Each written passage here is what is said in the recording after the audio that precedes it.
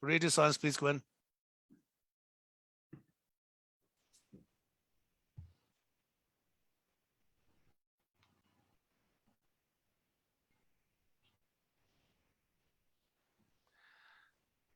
Good evening, ladies and gentlemen. Welcome aboard to the People's International Chat Show today on the 6th of April 2022. It's good to be back, folk. I've been off for a few weeks because we've had quite a lot of hockey games going on and hopefully got quite a few more to come down the road going into the playoffs, but it's good to be back tonight. Thanks obviously to Gwen and Raymond for holding the fort the last few weeks. But let's, without any further ado, introduce our panel tonight. First up, we know her now, working face on the show, Gwen Sinclair. Welcome back, Gwen. How you doing? Thanks very much. It's really good to see you back. I feel like I haven't seen you for ages, but it hasn't been that long, of course. It's only been a few weeks. I know. But we had important hockey games going on, and well, you know, a tiger's got to do what a tiger's got to do.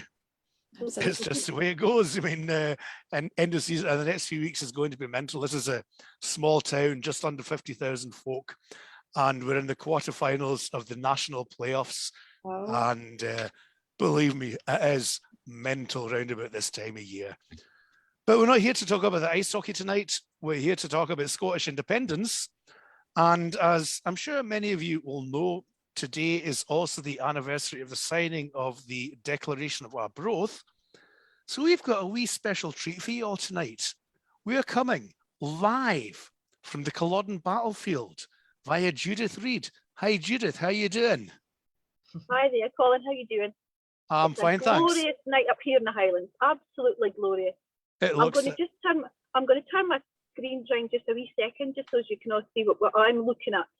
That's what I'm looking in the skies just now here up at Culloden. Beautiful, beautiful. Yeah, I mean that's great. There's quite a few cars coming in and out, so just to go and pay homage. So I think it's quite good that that's happening just now. Yeah. Yeah, I mean, I was just saying when we were chatting before the show, where I am, obviously we're quite a few hundred kilometres further south, and we're also an hour ahead because of the European time. Out of my place, it's pitch black. It really is. It's pitch black and it's Baltic because the sun's gone. But, you know, there we go. But Judith, I think this is actually the first time you've been on the International Chat Show. Would you like to introduce yourself to our audience, please? Yeah, okay. Yeah, first time on, so be nice to me. Be kind. We're always nice. Judith Reid from the Highlands. I've been probably known through organising some marches and doing bits and pieces. I was quite a big activist for the SNP. Yeah, I've done quite a bit up here as well, or helped organise with lots of different groups up here as well, some marches. I think we've had three up here, and hopefully that won't be the last of them. I think that now that the pandemic is sort of calming down, well, allegedly, we might be able to have another one soon. So yeah, that's pretty much it. So yeah. Yeah. Well, I mean, of course, on the other hand, we would hope that we would not need many more independence marches till we get our independence. But the way things are going now, who knows? So it's got to be down to the grassroots to keep the flag flying in the full sense of the word. And also welcome back to Fiona Campbell. Hi, Fiona. How you doing? Hi, Colin. How's it going? No bad. Good, thanks. That's good. Good to hear. Again, I think you've been on the show once before. Would you like to introduce yourself to the audience, please? Yeah, I'm Fiona Campbell, also from the Highlands. I'm guilty of being the head steward for the first Inverness March. Just recently, now that things are getting back to normal a bit, I'm the election agent for the Alba Highland candidates as well, so that's keeping me busy just now. Okay. As well as going to the marches and things as well now that they're starting back up. So yeah, I mean, good to be getting back to it. That is the thing that we are slowly but surely, hopefully, getting back to normal, and we might actually talk about the lifting of COVID restrictions later on in the show if we have time. But we have had quite a few events going on over the last few weeks and months, and folk are getting back on the road in maybe smaller numbers than we had pre-pandemic, which again is probably as much as anything else down to the fact that folk are still being very cautious. I don't know who wants to lead with this. Who's been to one of the recent events and would like to start up? Gwen? I'll just speak briefly. I was live streaming for the All Under One Banner March, which was on, I think it's the beginning of the month. Got 3 seconds, I forget, I lose track of time. But it was basically a march which was for the anti-racist march in RaLei, which happens every year in Glasgow. So I came to live stream that, and there was a block for All Under One Banner at it. And afterwards there was a march in Edinburgh, and I had hoped that I could maybe like get to Queen Street and jump on the train, but I believe other live streamers were doing that anyway, so I didn't particularly do it. But it was really nice to be there, because I think that the message of the anti-racism message is very, very important at the moment, especially with the hostile environment policy coming out of Westminster. And I think it's important for Scotland to have that. And there was a really nice mixture of people there. And there was some really good, really amazing speeches on the subject in George Square, talking about topical issues. And I got to like chat to quite a few people.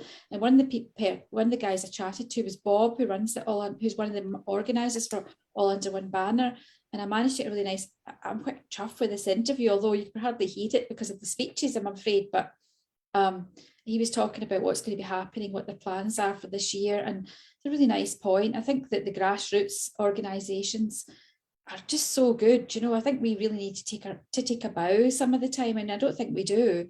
I think we're just doing so well. And I think this shows it. We were there wasn't many, and it wasn't a huge, big part of the march, but it was there, and the banner was there, and the saltires, and then we were marching around a lot of the Ukrainian flags that were there too on that particular occasion. It was a couple of weeks ago.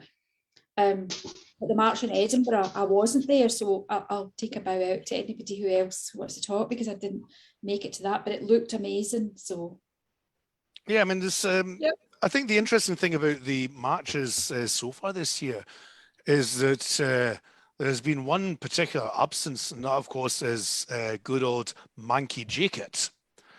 At the same time, I shared a post on Twitter. It was an article from the National talking, I think, about the march in Arbroath at the weekend. I think we were talking about 3,000 people that had taken part. The number of unionists who jumped onto that post to tell me that there was apparently only 700. There was probably more than 700 unionists jumping on to tell me that there was 700. You must have had that many unionists marching in Arbroath or standing on the sidelines watching in Arbroath. It's hilarious, but again, the fact is numbers really don't matter.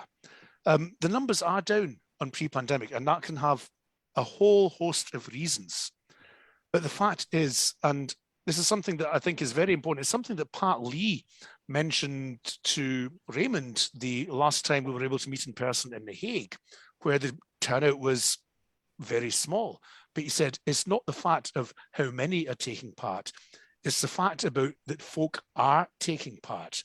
I would also extend that to the marches that we did back in the day in Berlin, and we're hoping to do another one in the foreseeable future. But it's not a case of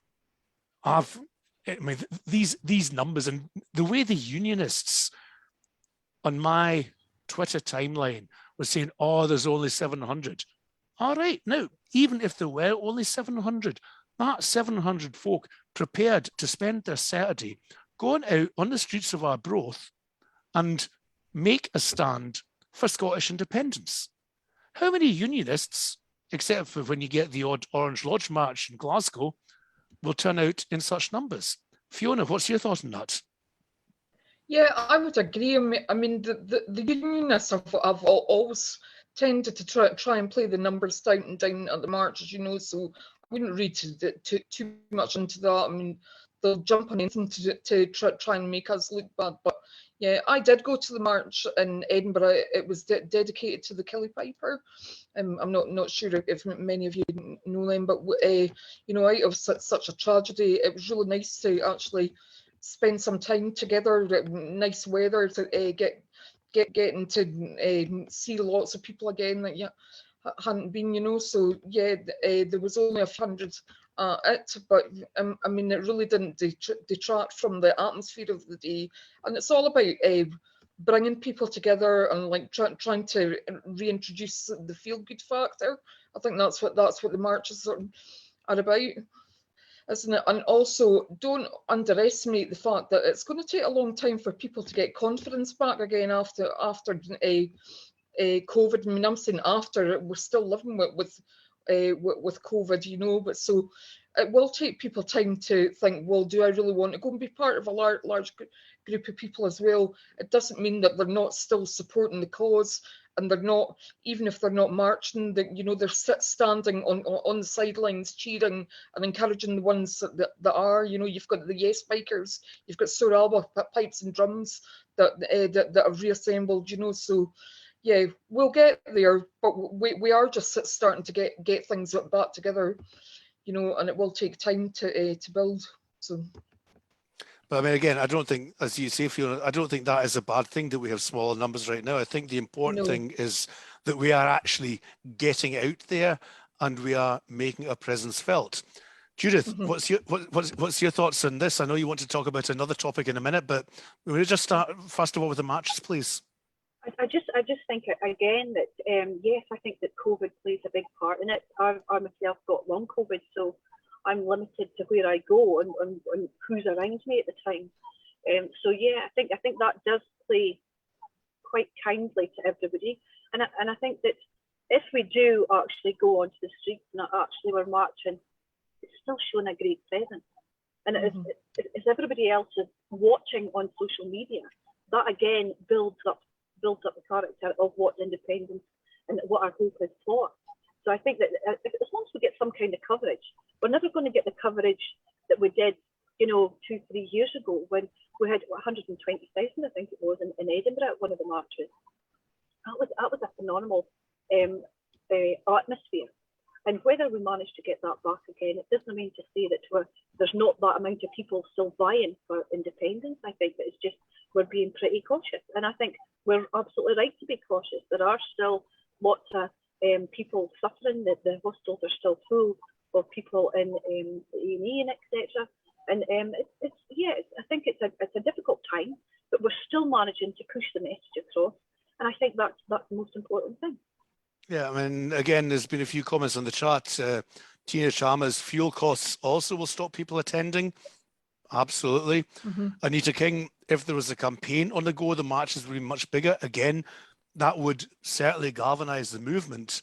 But I think, especially after the last 2 and a bit years, we've all been through, it's been a difficult time for a lot of folk, obviously for some more than others, but for everybody it's been difficult. The important thing is to get the show back on the road. And again, at this point, you made the point, Judith, that folk are watching on social media.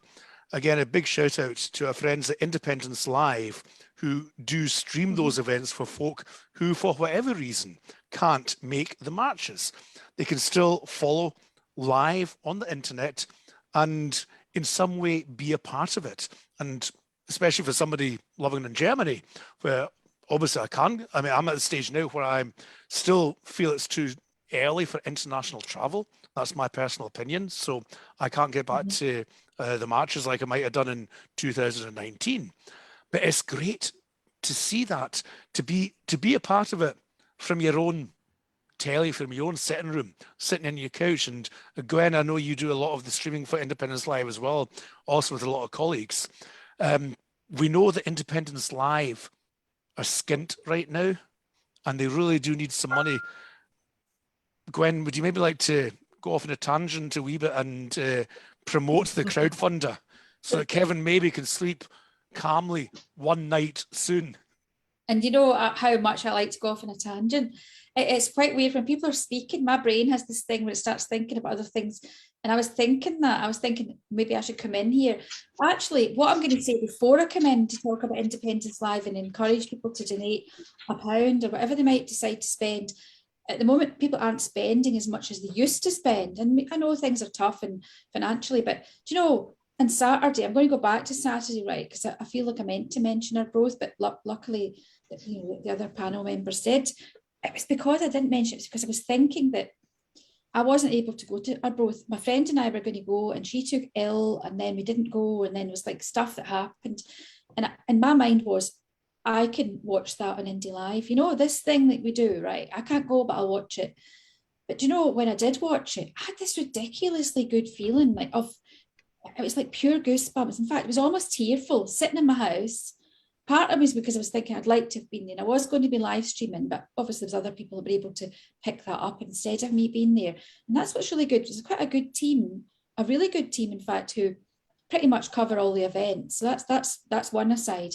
But let's go back to the fact that I was also seeing what was actually happening in Arbroath. I don't think I've ever been to Arbroath, actually, if I'm thinking about it, live in action. But I was seeing the atmosphere. How is that possible? How can you feel the atmosphere of the people? And you're seeing, okay, we are seeing a people we know, but it's not about that. There's this feeling that, and then I was thinking the people in Arbroath, right? So we're bringing that wonderful, in my opinion, a beautiful kind of movement of people, all who are all there, passionate and happy and cheerful, dogs, people, you know, I'm not saying the dogs are first, but they're very cute and they're there, right? People are all out there, and they're bringing this whole thing that's never really happened in Scotland until, you know, we started to do this with the independence movement. And the people in Arbroath are seeing that out their windows, they're seeing it out their shops, they're hearing it, and they're becoming part of it. And that goes to wee towns. It went to Ayr, which was wonderful. It went to Inverness. I know Inverness is a city. And it changes the atmosphere of that town or that city for a day, right? And it brings them into line with what's going on, say, in Glasgow or Edinburgh. And I think that's amazing. And I think that without Indie Live doing it, we wouldn't have this ability to tangibly touch what's going on everywhere. Like if you imagine, you couldn't just, like I couldn't go, right, for various reasons. And then I couldn't watch it. I'd be like, what? I'd have to look at photos, which is good. Obviously, people's photos are people's live streams on the march, which is also good. But that message is going out to thousands and thousands of people. And so, therefore, is it not possible at some point we don't really need to depend on independence? We need to depend on we don't need to depend on the media, the mainstream media who are trying to massage our message to suit what they want it to be. How about eventually people are only be watching only watching our own media and other people's media? And I think it's getting to that already. That was a dream that we all had. But just to say, I think that you can just donate money whenever you like, if you can. That sounds like a bit of a kind of blunt move into that. And no one gains financially from this technically, because we're all like volunteering. I just go there, get there and film. I do research in advance to make sure I know what the subject is, so that if we have to talk to people, and I always try and plan interviews so that people who can get another point of view across. But actually, do you know, I just think it's a wonderful thing. And I think it's part of the volunteering that's going on. Like everybody who's organising like this show, you guys, you know, everybody's doing stuff because, and why are we doing it? Because we want independence for Scotland, and we think that Scotland deserves a whole lot better. Well, that's it. And I mean, again, Independence Live, they have a lot of great shows. Subscribe to the newsletter if you don't already do so. They've got a lot of new shows coming up. We also know Broadcasting Scotland are in a similar situation. They do a great job as well. And there's also other, maybe slightly smaller radio outlets like Caledon Radio, like Webcom Radio. And these are all folk that are volunteering, but they do have overheads. And so if you can, please support. Ellie, thank you for posting the link to the Independence Live crowdfunder in the chat. I know you say you enjoyed your time in Arbroath, Ellie. You say Arbroath's a great wee town. I know you're biased because you live there, but there's a lot of other positive comments in the chat that those folk that were in Arbroath at the weekend, they really seem to have a great time. And Paul Jameson just said it was a great wee place as well. Paul, I heard you ended up staying a wee bit longer. You say it was a magic day out. I think you meant the plural. Was that not the case from what I saw? But that's another story. But going back onto events that we've now that we're starting to get back together, Judith, you wanted to say a wee bit about the Alba conference? Yeah, I mean, we went to the Alba conference. What was that? 2 weekends ago, I think it was now. So yeah, that was a long drive down, leave Inverness at 6 o'clock to get to the Central Belt. So again, I'm going to have a wee gripe here. There is more than the Central Belt. You know, we can be doing these events all over the country. Let's not just keep it down that end. But yeah, we went to the Alba conference, and it was brilliant. It sort of gives you that extra boost. You know what you're wanting, and you get to the stage where you sort of kind of flat line a wee bit. You're like, so is there such a momentum, you know? And then you go and meet other people from different areas. They're all around Scotland, and they've got something else going on. They're doing different events, and they're planning different things, and it gives you that little bit of a wee boost up, you know. So I think that makes a big difference. It certainly does, and I think that the amount of people that turned up there, Alba have now put forward about 110 candidates for the local elections, and actually tomorrow I'm going to give ourselves a wee plug here. Tomorrow, Alex Salmond is coming to Inverness for a visit, and he's going to be launching the Wee Alba book up here in Inverness. So if you're not got your get onto my Facebook page, you'll find the Eventbrite in there. You can come along and hear his version of it and what was I put into the book. So yeah, so it's busy. We're trying to sort of keep that momentum up again and try to get more people interested. And I think it's very important that it's not just about party. When you introduce these books, it's all about trying to encourage people to look at different things on a different perspective. Everybody's got a different way of looking at things, different way of speaking to people, etc. But it's also important that we're all on the same page, that we're all going for independence. I think this producing these wee books that somebody might not be very sure on, you can put it away and come back to it and think, oh, somebody's had a conversation about that. I'll go and check and see if there's anything in this wee book about this. And it gives somebody a reason to look things up. And then they'll look onto the next page, not the next page. So it's very important that we try and push for independence, especially for people that's sort of gone that wee bit mellow in it, you know. Myself, I'll never go mellow in it. I think you all know that. But I mean, I think it's promoting. It's how you speak to people. It's how you try and convince people. And it's really important to listen as well. If you listen to people's concerns, and if they're speaking about something and it triggers something, it's in that wee book. Say, look, I've got a wee book. Why don't I send one to you? See what you think about it. That person might then pass it on to somebody else. And I think that's how we get round about it. You know, we're not going to get media coverage, as we've already sort of covered over. So I think it's word of mouth, and it's how you portray yourself to people. It's how you speak to people.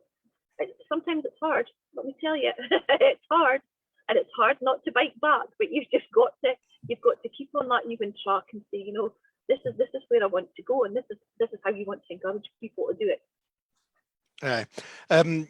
Maybe could we come on to the Wee Alba book, because again, we all remember from the first referendum campaign the Wee Blue book that was produced by Wings Over Scotland at the time, and it was I know that a lot of folk have turned against Wings, against you over the last years for various reasons, but the book that was produced at the time, if you ask anybody, it was an absolutely invaluable aid to campaigning at the time. Now, with the Wee Alba book, obviously it's been produced by the Alba Party. It is free to download. You can download it, and I think maybe somebody, Ellie, maybe you might help us here and post the link for folk if they're interested to download. I've not had a full read of it yet, but I did download it and I did skim through it, and it seems the same as what the Wee Blue book was back in 2014. It's arguments about how an independent Scotland could look, which will give folk in the grassroots going around campaigning, when we get the campaign going, some kind of arguments that they can put forward if they are challenged or when they are challenged on the doorsteps. It's not, although it's been produced by the Alba Party, it's not actually a political party manifesto. I think I would be right in saying that, Judith, would I? Yes, that's absolutely right. But again, I mean, some of these events that we're doing with Alex, and Alex is going around the country launching the book. Some of these events will be live, so it's always good to go onto an Alba page, whether you're an Alba supporter or a member or not. It's always good to look in and see what's going on. You've got to have an open mind to things. If you're going to have an open mind and a closed mind, you're speaking to an echo chamber. So you've got to be able to look on and say, you know what, that's absolutely right. I'm going to go and have a wee look at that. So yes, there'll be live feeds coming through for some of these events that he's going for, and it's good to hear insight. It's good to hear what people have been speaking about and the input that's come from different avenues, different sections all over Scotland, and how they perceive what independence should be. Because my line of independence from the Highlands might be completely different from the North East and Aberdeen. It might be different for Irvine, might be different for Edinburgh, Glasgow. You know, it's people want different things out of different things. So it's always good to build up a conversation. And I think these books, going from the Blue Book, etc., and even going on to Business for Scotland, etc., going along that line and trying to get some information from them, it's all galvanised and it's all very good to use as reference as well. And that's the big thing we need. We need reference. Yeah, I mean, I think the one thing that we definitely will need, and there has been criticism from some quarters that there is no white paper from the Scottish government right now as to what an independent Scotland would look like. Now, that again is a discussion in its own right, because I personally think that the white paper painted too much of a black and white scenario of what an independent Scotland would look like back in 2014, which possibly failed to convince certain folk, because we couldn't get the idea through that the independent Scotland will be decided what it looks like by the folk that live in an independent Scotland. Quick thanks to Craig Dempsey in the chat, who says that the wee Alba book is now available from the Alba Party candidates. So if you've got a candidate in your ward, maybe speak to them and get a copy. We're still looking for a link for the download, but I'm sure it will be coming at some stage. Yep, Ellie, always reliable. Ellie has also put the link on the chat. So if you want to download it, you can do it there as well. Fiona, I think you were at the Alba conference as well. I was. It was absolutely brilliant to be at Hampton. You know, as Judith said, great atmosphere, really positive, uplifting. Nice to meet the other candidates and people from different areas as well. Yeah, so I mean, we left there completely fired up and ready to get out and start campaigning for the local elections. You know, so yeah, it was great. Was it perhaps specifically because folk haven't been able to do much for the last 2 years? Was it more the getting together, similar to the marches, or was it more on the party stage? It's always good to get back together, but I mean, that wasn't the first time you know that we'd had a conference. Well, we had the inaugural conference last year as well, and but yeah, I mean, I think it's an uplifting, positive atmosphere when you get together with like-minded people to yourselves and to share ideas and have conversations about things. So yeah, there is that element to it, but there's a serious side to it as well. You know, like deciding how to move forward. I mean, Alba's a very people-centered party as well. So yeah, it's good to be able to get your voice heard and listen to and make decisions about things. Yeah, and before any folks start making any snide remarks in the chat, this show is, as I've said many a time, non-party political. This show is pro-independence, and we welcome and have representatives from all political parties and none. It just so happens that we have two who are with the Alba Party tonight. And personally, I think it's great what the Alba Party is doing. They are galvanizing the independence campaign. They're effectively doing, and I know that a lot of the folk involved in Alba were previously involved with AFI before AFI stood down. And I think this is what we need in Scotland. I think it is good for the narrative. If you watch, for example, the Tory party political broadcast last night, they said, we are the only party that can stop the SNP. The only party political broadcast, I saw the SNP one the previous night, the only party political broadcast to mention independence was the Tory one. Now, if we have several pro-independence parties in Scotland, then it is exactly what we need, because it shows that independence isn't just about the SNP, just about Alba, just about the Greens. We're seeing the broad church coming back together like we had in 2014, and folk have many different ideas about how an independent Scotland could look. We'll only be able to galvanise those ideas and put maybe some of them into practice if we get our independence. And on that point, Kevin RaLei made, I think, a very valid point in the chat. Vote Leave's manifesto for the EU referendum was 1.5 pages long. I'm not convinced we need another 650-page white paper for IndyRef 2. Kev, I have to say, I absolutely agree with you, but folk do need some kind of vision. Gwen, I'm going to put you in the spot. Are you? Okay. What vision do people need to vote for independence?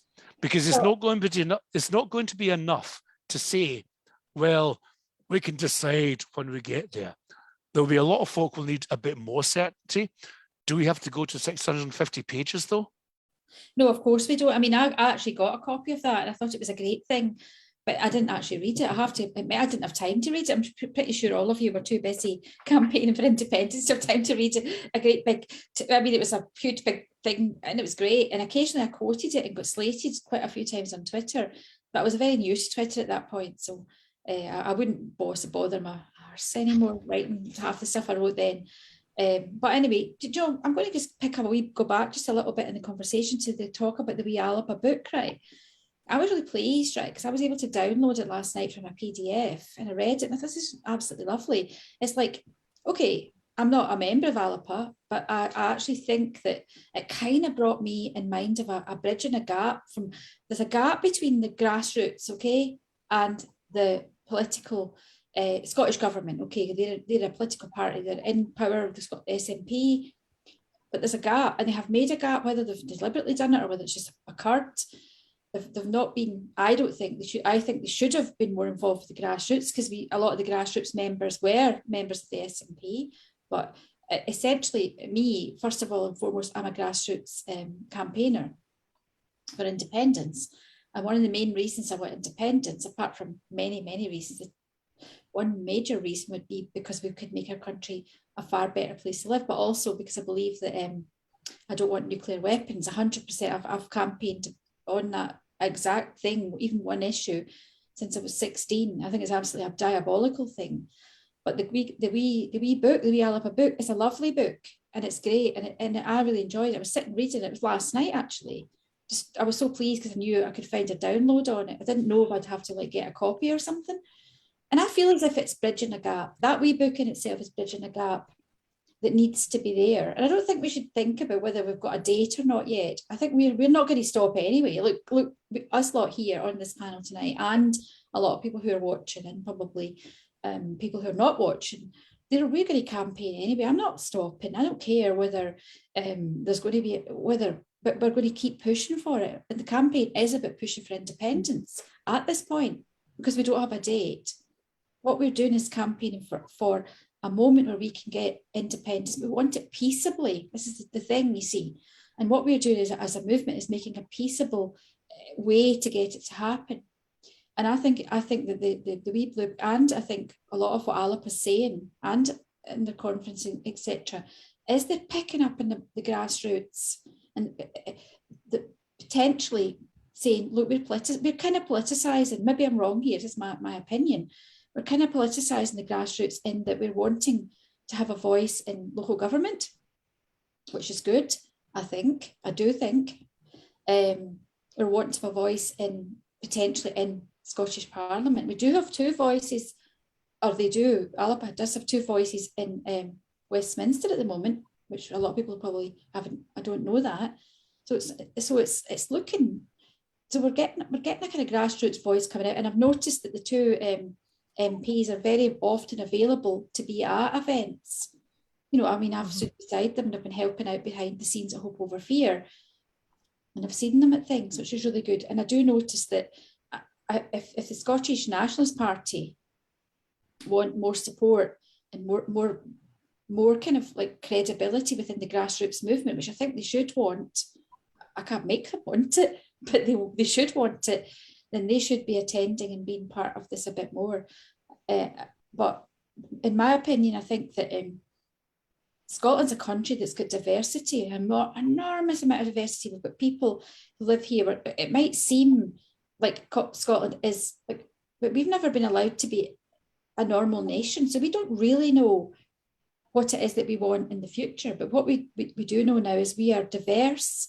Like you know, our two panel members tonight, which I'm delighted are from the Highlands, you know, and like to talk tonight about what's going on there, which is completely different potentially what's going on where I live in East Ayrshire. So I think the more voices we've got talking and the more unity we've got, the more chance we've got of actually making this happen. So we need to be a normal nation in Europe. We can't be, I don't mean we need to even be a member of the EU. I want us to be a member of the EU, but that doesn't mean that is something that everybody wants, but we need to be a normal European nation because that's what we are. And they've made us think we're not. They've made us think that our Scottish government doesn't have the right to talk about its energy, doesn't have the right to legislate on how appalling it is that, well, I'm one person in millions, but my bills have actually doubled since October. I got a bill through yesterday from electricity and gas. You know, this is going on and we can't legislate against that. That's appalling. We're a nation, we are, and we can't do that. And as Colin said earlier, there's the declaration of a growth day. That was a day to establish us as a nation. And that was a truth that happened. So we shouldn't ever be allowed to think we're not.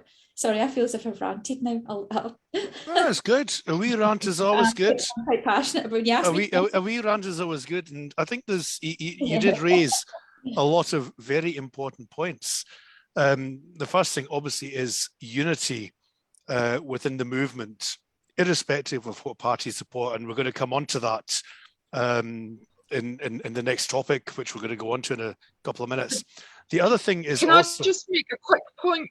Sure. Colin. Yep. So, it was just to, you know, how Gwen was saying about the Alba Westminster MPs being readily available, but just Ian Blatford did attend the Yes To March in Glasgow last year, you know, so he is sometimes available, but I do understand what you were trying to say. I just didn't think that he should be overlooked. Well, in any way. I absolutely agree with you, Fiona. And he was at the climate march last year as well. So I absolutely agree with you, Fiona. And what we did see a few months ago is that the SNP said they would try to have elected representatives at all marches that are coming up. Yeah. And we've seen it happening up until now. And that is obviously a very good step. Obviously, there's a lot more SNP elected representatives than Alba representatives, but we see Alba representatives also turning up. And indeed, we've seen two sitting MPs on this show several times, both Angus MacNeil from the SNP and Neil Hanvey from Alba, who are prepared to make the time and engage with the grassroots. And that's something we need to see more of. Absolutely. And again, that was one of the points I was actually going to make as well. It's good to say, or it's easy to say, the elected representatives aren't doing anything. And it's good to call them out when it's justified. I think we also need to accept and acknowledge when they make the time to actually turn up and stand up and be counted. Because I think this is one of the biggest problems we have right now, especially in social media, is that folk are saying, oh, you're not interested in independence, you're just interested in a cushy job. Now, if you actually stand up at a rally and make a speech about independence, then I think that shows the fact that you are interested in independence. Now, we can disagree about the ways and means of getting there. That is normal. That's normal in politics. And obviously for those of us in the grassroots, we are desperate for independence. We've been desperate now, not just for 10 years, but in many cases, 30, 40, 50 years.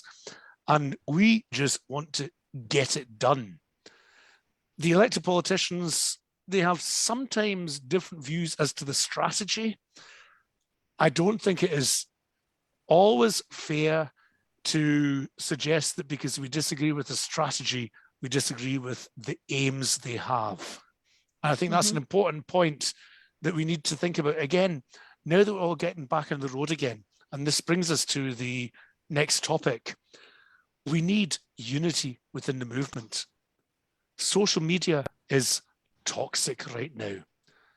Most of the time on social media, you're going to get trolled more by fellow independent supporters than you are going to be trolled by unionists. And I know that, Judith, you wanted to talk about that, and I know it's something that's very close to your heart. We're going to come into council elections. There's going to be folk campaigning for at least 3 different parties. They're all supporting independence. How do we keep a normal, respectful narrative amongst ourselves?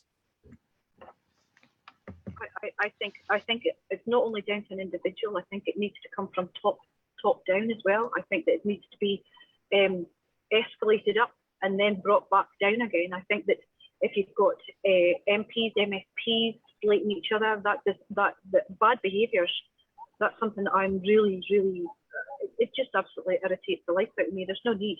I've got very good friends, IFP, Green. I've got good friends with Tories. I've got good friends. And I mean, if they came and said to me, Judith, can you give me a hand with something? Of course I'm going to help them. Do you know what? Because bear in mind, local elections are slightly different. Local elections are different. You've got different parties up here. You've got an awful lot of independents. Our Highlands Council up here is actually governed by Labour, Lib Dem and Independents. And the SNP actually had a lot of seats up here, but they were ousted out because there was a takeover by the unionist per se parties. And I say unionists in a broad term because independents, are they really independent? They're certainly not independently minded. So I'm always aware of that sort of play with words in that area. But I think that what we must remember is that whilst local elections are slightly different, when we go to the ballot box for independence, there'll be no party on there. There'll be no political person on there. There'll be no First Minister or leader of a party in there. It will be a simple yes or a no. And when it boils down to it, it just means, are you for independence or are you not? It's a simple yes or no answer. And if you're yes, you need to either learn to bite your tongue and learn to go your way. I have a great wee saying that I keep saying to everybody: we may not see eye to eye, however, we should be marching shoulder to shoulder to get our independence. And that's really, really prominent in everything that I do and everything I speak to anybody. Sure, you're going to get people coming in and saying, oh, you Alba bites, no, you different, are these names different? But seriously, I think that if there was a date set, I think half of that sniping and griping would go. Because I think everybody would be too busy out there actually on the streets trying to change minds.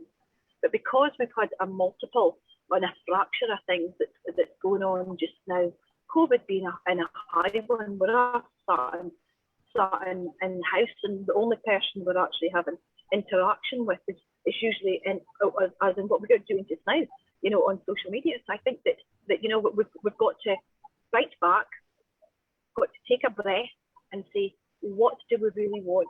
And I go into a room where my grandkids are there, and I'll shout, what do we want? And both of them will be like, independence. When do we want it? And they both shout now. And that's an amazing thing to hear the grandchildren say.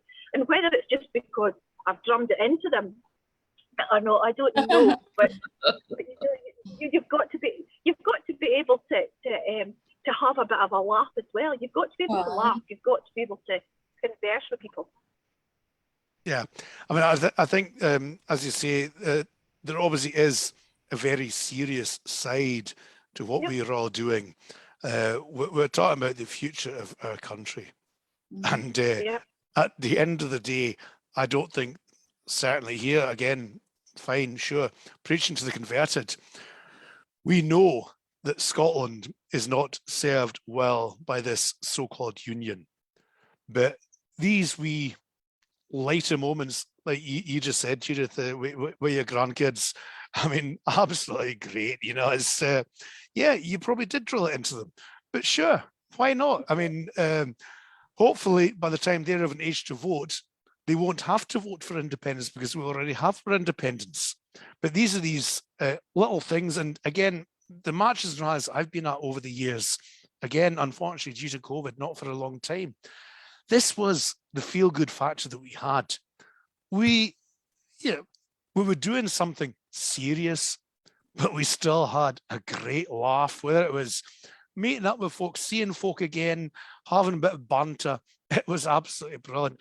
Even it was just walking past Manky Jacket and hearing a wee laugh at Manky and his crowd of 20 pounds in the pub, hangers on. It was great. And I think that, certainly from my point of view, this is what we really need to get back into the independence movement. And again, I know we have been held back with the pandemic with what we've been able to do over the last few years, but we need to get this banter, this feel-good factor in, because not only will that help to convince folk, because if you see somebody that is really happy and talking about an independent Scotland, are you more likely to be persuaded by them? And we do need to persuade the undecided. But more to the point, these things, they galvanize the movement together and they show that we are all on the same page. Again, we might have different strategies, different views as to how an independent Scotland would look like, but there is one very simple common goal, and that is independence. And that's what we need. Gwen?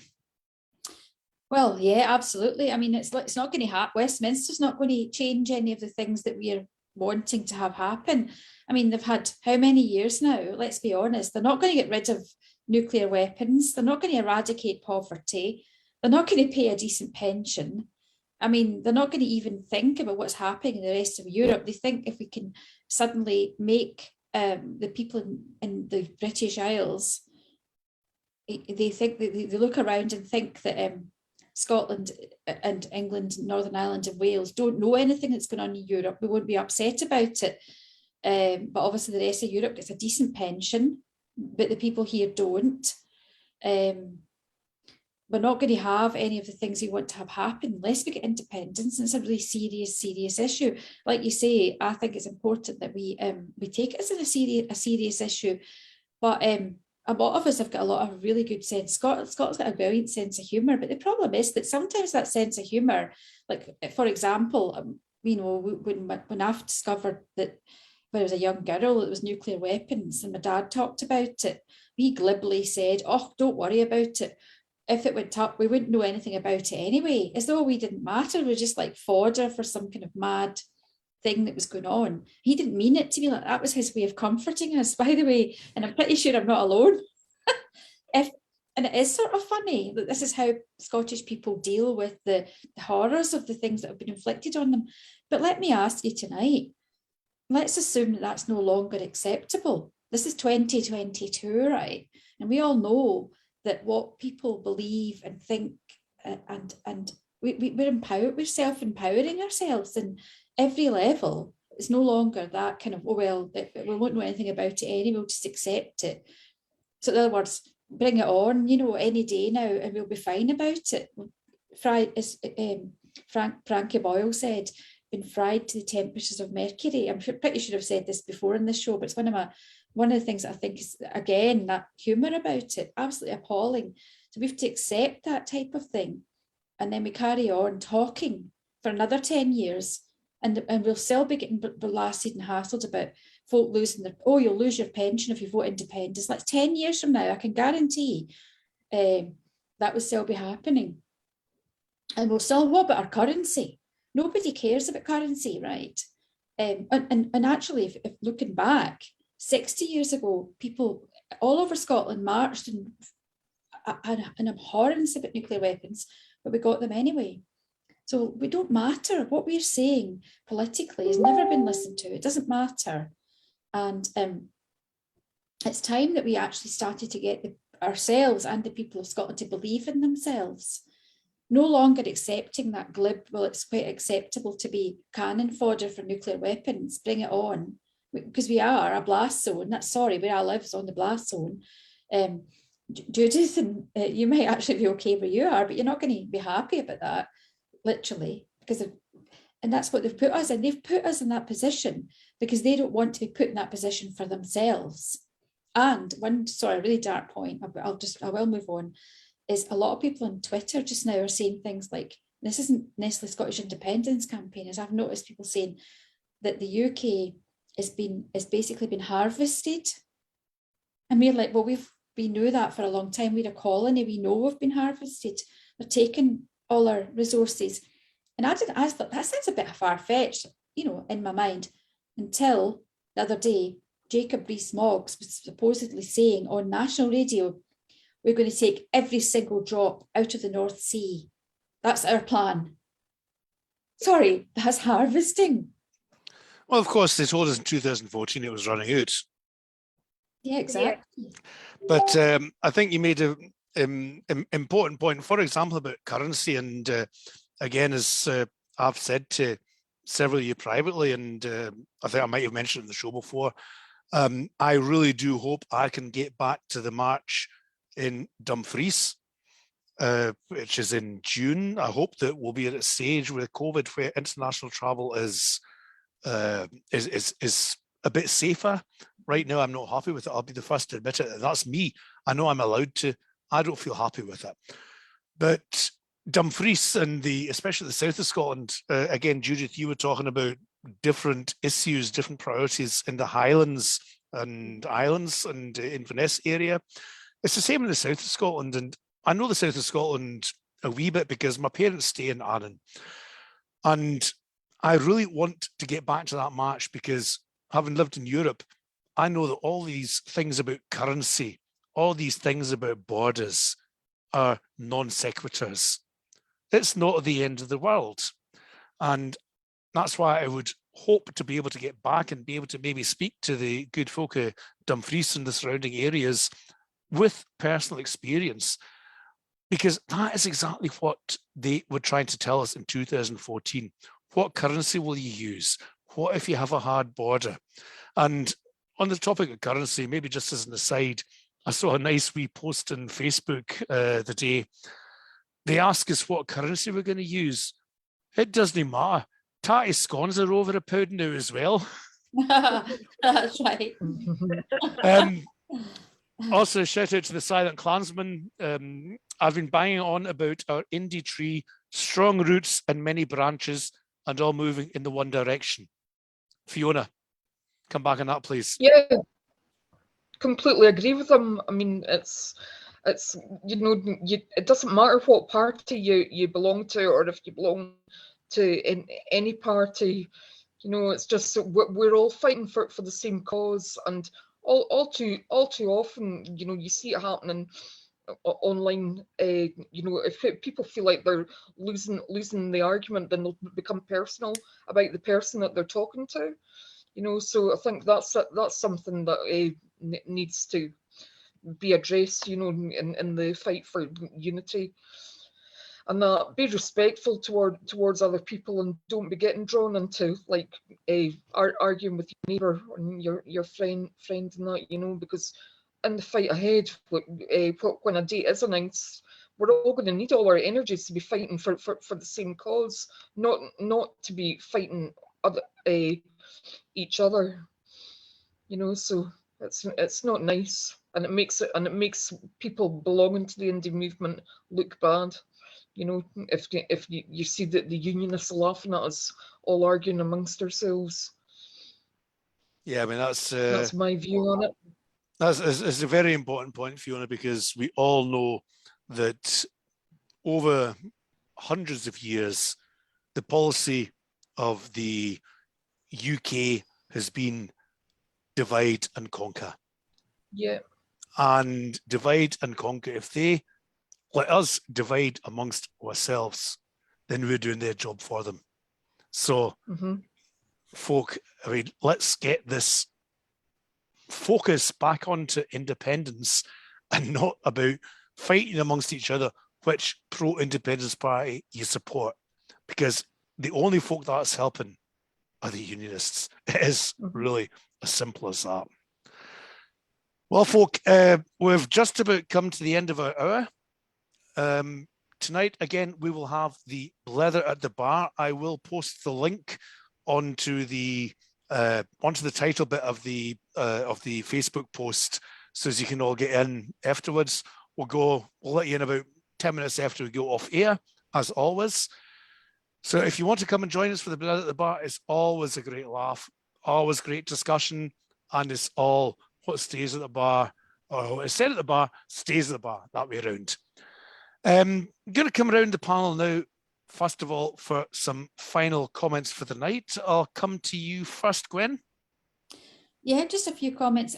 Thanks very much again for having me on the show, and also how lovely to see the lassies from the Highlands, and especially to see the wee from Culloden, right? It kind of like, yeah, I hate this time of year. I always want to be there. So, but yeah, it's so nice to see you. And do you know what? I understand that there's changes, there's difficulties, and there's like the enormous geographical area that you guys are actually dealing with. Is just, I don't think people quite get that.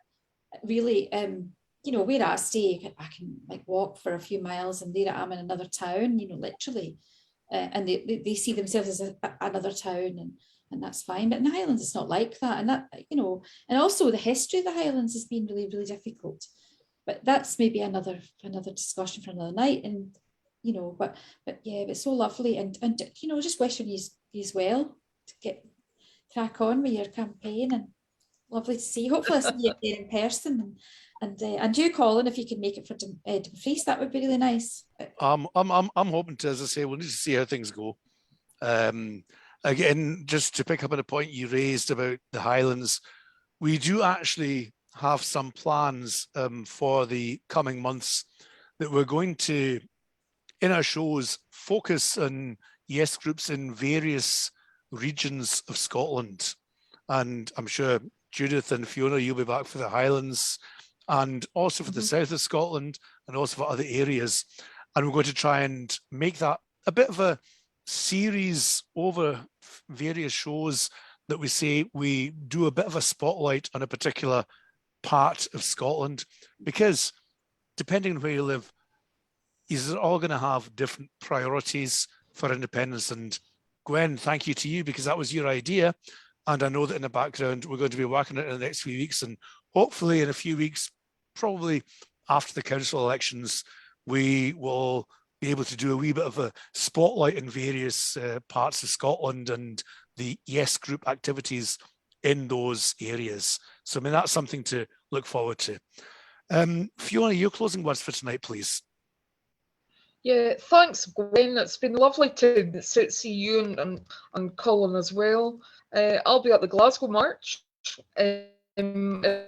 if you're going to, and possibly the Yes to Kirkcaldy flag display on the 30th of April. So yeah, but it's been nice to get on and like be able to give my point of view and things again. So yeah, I'll keep it brief, because Judith will probably want a few minutes to talk about things. Thanks for having me. Thanks, Fiona, and I'm sure we'll have you on again in the near future too. Judith, your closing Judith, your closing words, please. Well, my closing words is it's getting dark up here now in the Highlands. Eventually, the skies are still lovely. We're sitting at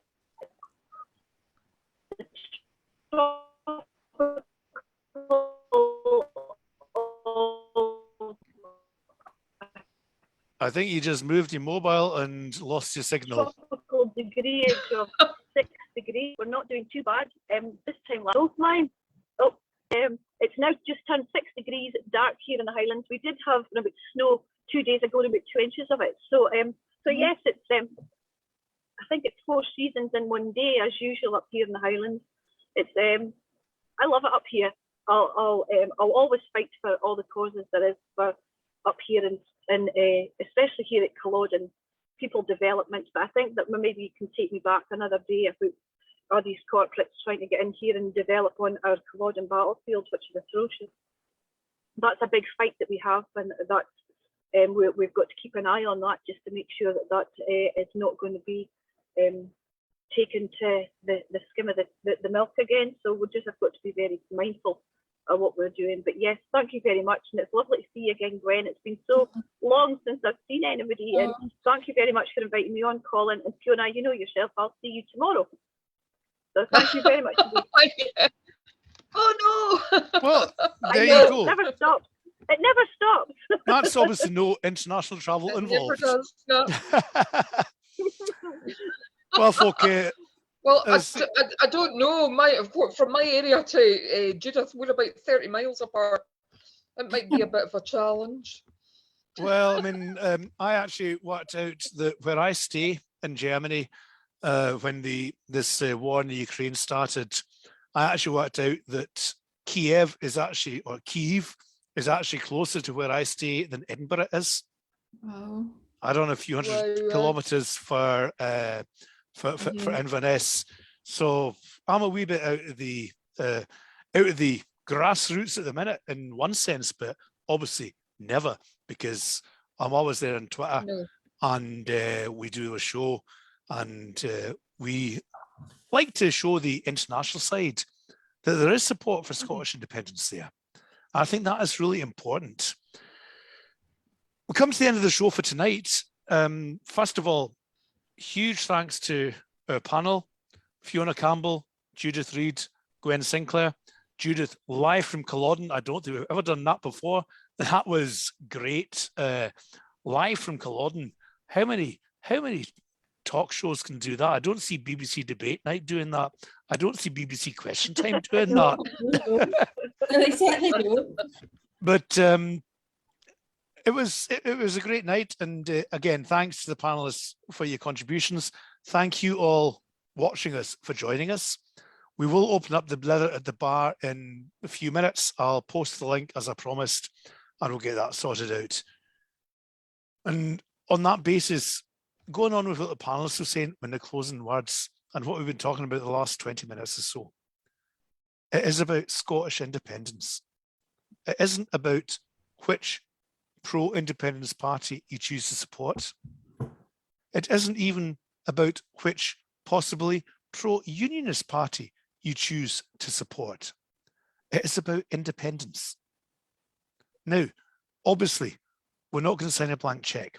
We need some kind of vision, and I would commend the Alba Blue Book to you all. I do think it is well worth a read. You might not agree with everything, but that's what discussion is about.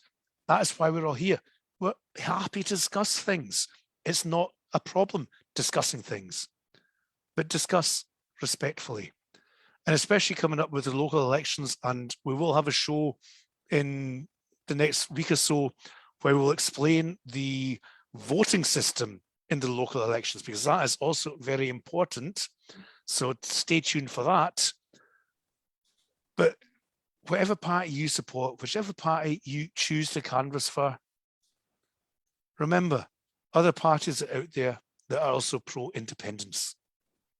And while we might disagree about strategy, we might disagree even about the way to get there and how independent Scotland would look afterwards. We still have one common goal, and that is independence.